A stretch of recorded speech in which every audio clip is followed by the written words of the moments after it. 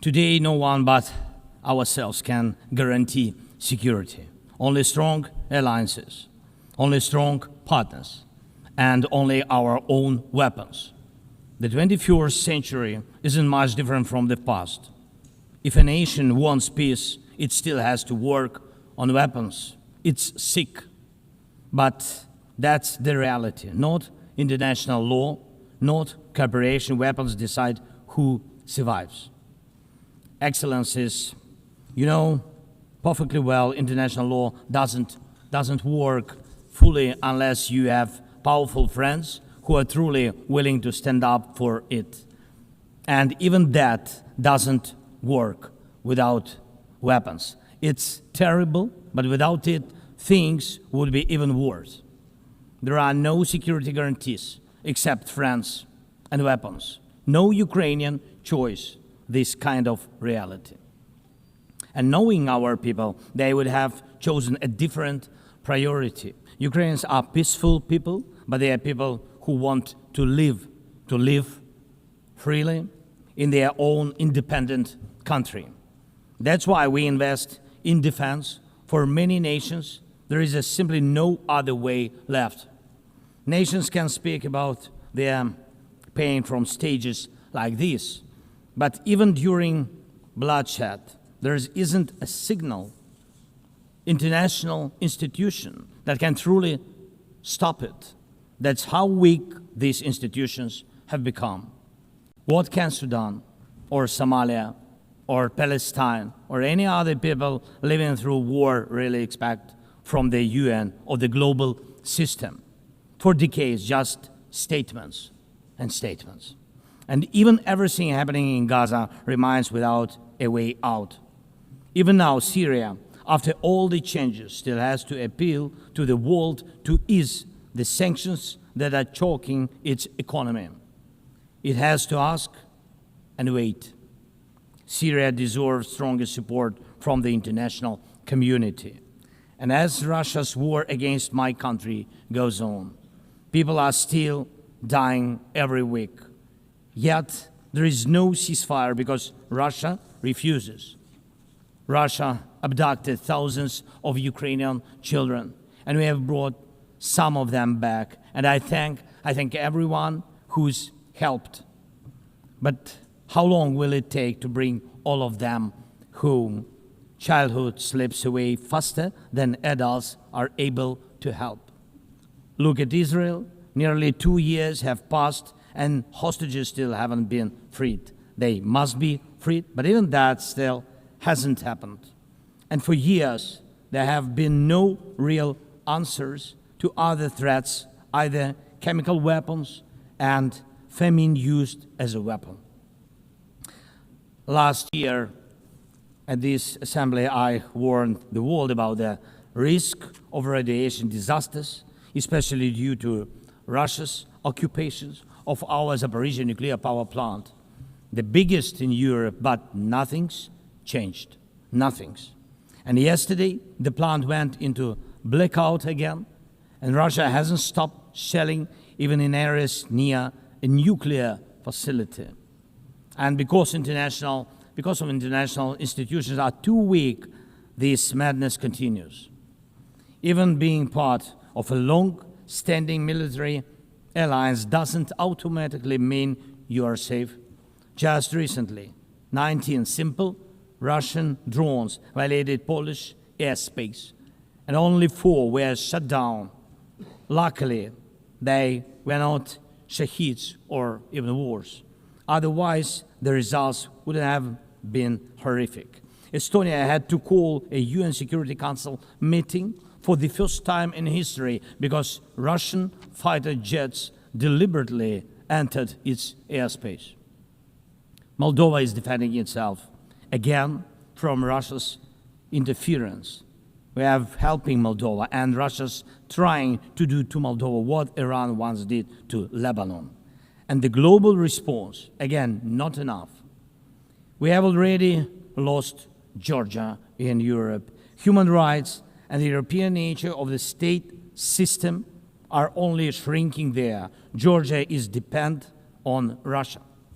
And for many, many years, Belarus has also been moving toward dependence on Russia. Europe cannot afford to lose Moldova too. It's important to remember how the world once ignored the need to help Georgia after Russia's attack, and how the moment was missed with Belarus. How Moldova must not be lost. And for Europe, supporting Moldova's stability is not costly, but failing to do so would come at a much higher price. That's why the EU needs to help Moldova now with funding and energy support, not just words or political gestures. We must not forget about protecting the rights of people and the rights of nations in regions where these rights are under threat. The UN Charter and the Universal Declaration of Human Rights must apply everywhere. But the Taliban in Afghanistan dragged a whole country back into the dark ages. Cartels in some Latin America countries are more powerful than the government there. This is all about collapse of international law and the weakness of the international institutions. And so it's about the rise of weapons. Weapons decide who survives. Excellencies, yesterday President Trump stood right here in this hall, and God saved him from a murder attempt during the campaign. A shot was fired from a rifle, and just a fraction of an inch saved his life. Just days ago, President, along with hundreds of thousands of Americans, honored the memory of Charlie Kirk. Sadly, his life was cut short by a bullet. Once again, violence with a rifle in hand. We also mourn the Ukrainian woman, Irina Zaporizhzhia.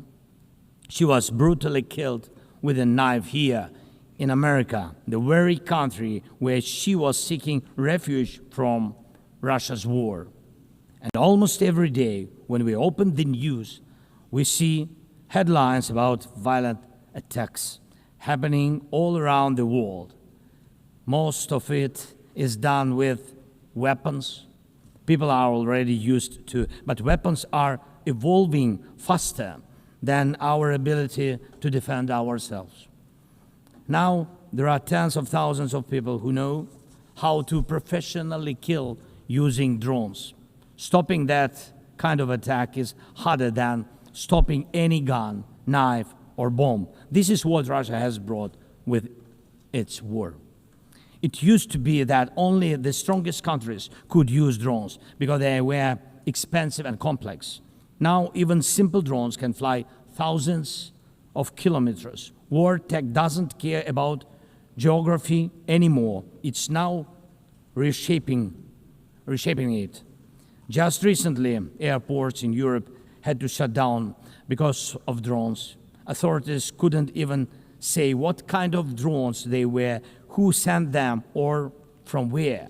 Last week, North Korea announced the test of a tactical strike drone. That means even countries with limited resources can now build weapons that are dangerous to their neighbors.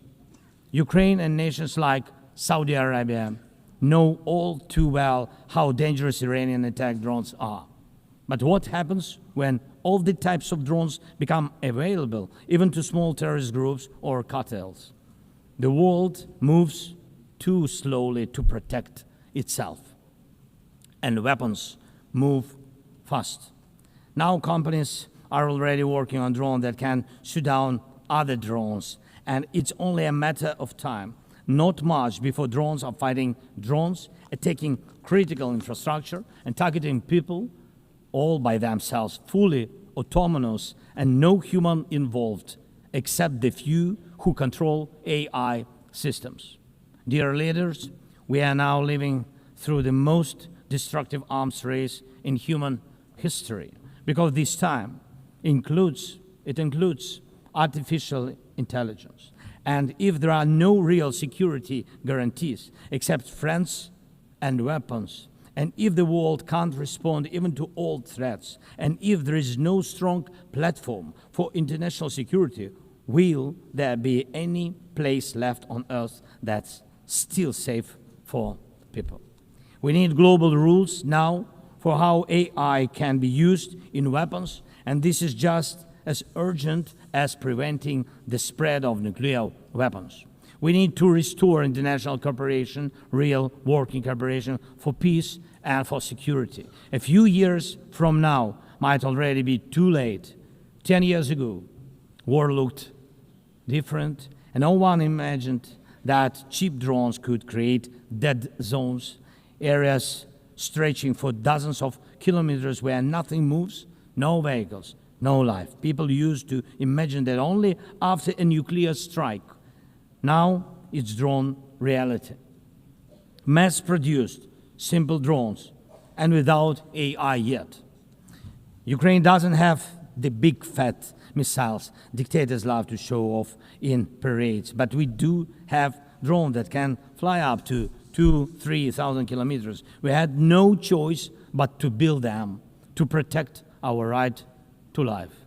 Control over the sea used to depend on having a big navy. Ukraine doesn't have a big fleet, but we succeeded. In the Black Sea, we pushed what's left of the Russian navy into remote base. And we did it with sea drones. That's how we protect our ports and maritime trade routes, because Russia has left us no other choice. And our spiderweb operation, when cheap drones destroyed or damaged dozens of expensive Russian strategic bombers, became a real example for special forces around the world of what new weapons can do to old systems. These very Russian bombers attacked our cities. And none of this would have happened if Putin had not started this full-scale aggression, full-scale war. And every year that this war goes on, weapons become even more deadly. And only Russia deserves to be blamed for this. Dear leaders, to protect lives, Ukraine builds underground schools and underground hospitals. To protect lives, we have to spend more on protecting power stations from drone and missile attacks than on building sports facilities or cultural infrastructure. Ukrainian farmers are learning how to protect their equipment from Russia's FPV drone strikes, and for them, that challenge is far greater than climate change. Russia's war has put us in this situation, but do you have protection against similar threats? The facts are simple. Stopping this war now, and with it, the global arms race, is cheaper than building underground kindergartens or massive bunkers for critical infrastructure later. Stopping Putin now is cheaper than trying to protect every port and every ship from terrorists with sea drones. Stopping Russia now is cheaper than wondering who will be the first to create a simple drone carrying a nuclear warhead. So we must use everything we have together to force the aggressor to stop. And only then do we have a real chance that this arms race will not end in catastrophe for all of us. If it takes weapons to do it, if it takes pressure on Russia, then it must be done. And it must be done now. Otherwise, Putin will keep driving the war forward wider and deeper. And we told you before, Ukraine is only the first, and now Russian drones are already flying across Europe, and Russian operations are already spreading across countries, and Putin wants to continue this war by expanding it, and no one can feel safe right now. So first, we are now building a new security architecture for ourselves. More than 30 countries are already part of our coalition, and we are strengthening army, launching joint weapons production with partners, and defining financial commitments for defense in a way that could become a security model for any other nation. If security guarantees work for Ukraine, something more than just France and weapons, it will mean that people were able to make national security not a privilege for a few nations, but a right for everyone. Second, we are ready to make our modern weapons become your modern security, your modern weapon. And we have decided to open up arms exports. And these are powerful systems tested in a real war when every international institution failed. And we are also ready to grow our defense production together with strong partners so that their protection is modern and reliable. You don't need to start this race from scratch. We are ready to share what has already proven itself in real defense. And third, many in the world are still relaxed. Still. But look at how many countries are here at this General Assembly, countries that are at war, or just came out of war, or are trying to stop one, or openly getting ready for one. War has already reached too many people to pretend it has nothing to do with you. So it depends on you. Whether you help peace or continue trading with Russia and helping Russia to fund this war, it depends on you. Whether prisoners of war will be freed, whether abducted children will come home, whether hostages will be free. It depends on you. What will define existence? War like now, or our joint strong actions as it should be? Yesterday we had a good meeting with President Trump, and I also spoke with many other strong leaders, and together we can change a lot. Of course, we are doing everything to make sure Europe truly helps. And of course, we count on the United States. I appreciate the support we are receiving. Yes, much depends on the G7 and G20, but in the end, peace depends on all of us, on the United Nations. So don't stay silent while Russia keeps dragging this war on. Please speak out and condemn it. Please join us in defending life and international law and order. People are waiting for action. Thank you so much. Slava Ukraini!